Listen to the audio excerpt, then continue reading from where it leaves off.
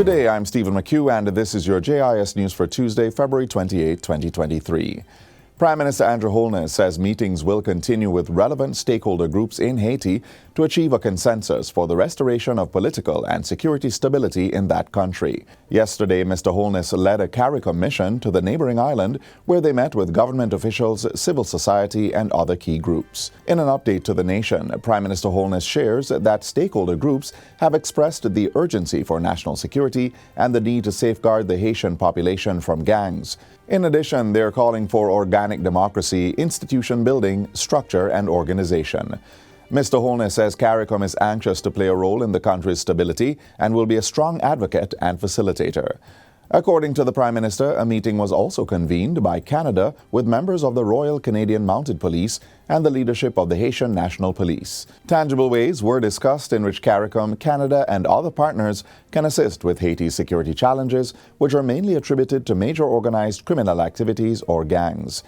This mission was the first opportunity for CARICOM officials to observe the current situation on the ground. It was in keeping with the decision of CARICOM heads of government at the 44th regular meeting in Nassau, Bahamas earlier this month. Approximately 32,000 residents of Monigue and neighboring communities in St. Anne are now benefiting from improved healthcare services.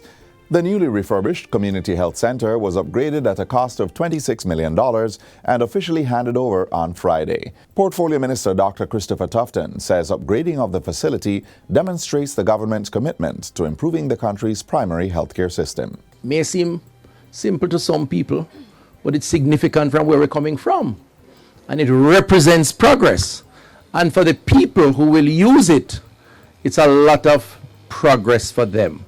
And that's very important because part of our mandate as representatives of the people, whether we are on opposing sides or we're representing the government of the day, as in my case, is to enhance the quality of life of the people who elected us to serve. The project included construction of a new waiting area outfitted with bathrooms, renovations to the building and staff areas, as well as improvements to the pharmacy. A covered walkway which links to the various service areas was built to protect patients and staff from the weather. Major modification was made to the entrance gate to allow for safer and easier access to the facility. A new car park was also constructed. Approximately 600 households spanning 7 communities in St. Anne are benefiting from improved access to potable water. This follows the commissioning of a 50,000-gallon storage tank in the parish on Thursday. The $17 million tank, located in Liberty District, replaces an old 20,000-gallon capacity metal structure. Among the communities being served are Liberty, Roadside, New Banks, Tanglewood, Lewis, Coolshade Housing Scheme, and Heartland. The new system, which has interconnecting pipelines, now provides quality and reliable water to the communities, including elevated areas. Minister with responsibility for water, Senator Matthew Samuda, says the system is part of 33 tanks being erected under a $600 million investment to improve secondary water storage across the country. These milestones are important.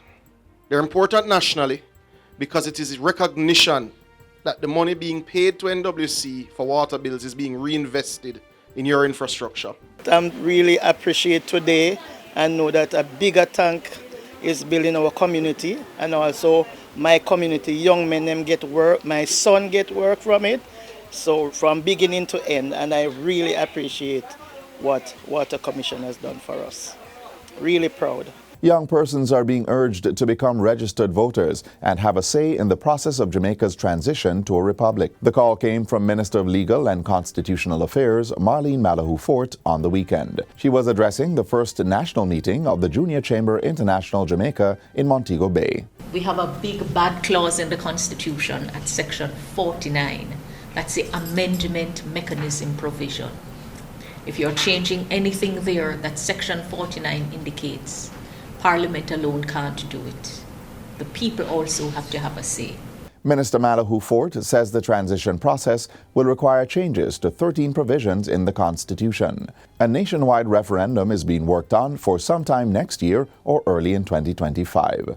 This will require persons to go to the polls and vote for or against the process to abolish the British monarchy. With a lot of work before we get there, because we will have to design the ballot, We will have to let the people know the details of what's in the bill and to have all of you have your say. Jamaica's strong tourism recovery continues as it welcomes a new non-stop flight from Denver, Colorado in the United States by Frontier Airlines. The inaugural flight arrived at the Sangster International Airport in Montego Bay on Sunday and will operate 3 times per week.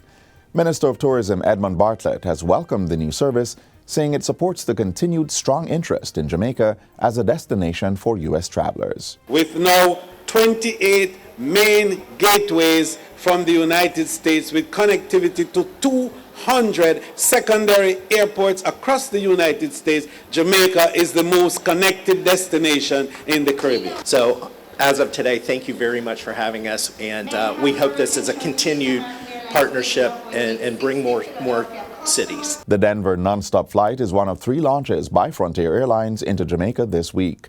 Flights will also leave St. Louis and Chicago. Flights from St. Louis will operate 3 times per week and once per week from Chicago. And finally, Minister of Culture, Gender, Entertainment and Sport Olivia Grange has unveiled a bust of Queen Nanny of the Maroons called Reimagined Nanny. The unveiling took place on Sunday as part of celebrations marking the 30th anniversary of the Blue and Jonkro Mountains National Park and World Heritage Site at the Hollywell Recreational Grounds. The bust was done by Mark Truenfels as part of the Reimagining Nanny project. The conceptualized Reimagining Nanny project is to encourage consideration of perspectives of national heroine Nanny as not just a warrior, but also as a healer and mother who took care of her people. Jamaican women have been very brave, very courageous, and very much the strength of Jamaica. And Nanny is that symbol for us as we look at the next 60 years. We have been going through this process over the last 2 years of reflecting and reimagining Nanny of the Maroons. And she was particularly active and in the Blue Mountains and lived in Moortown. And that's it for JIS News Today. I'm Stephen McHugh. Thanks for watching.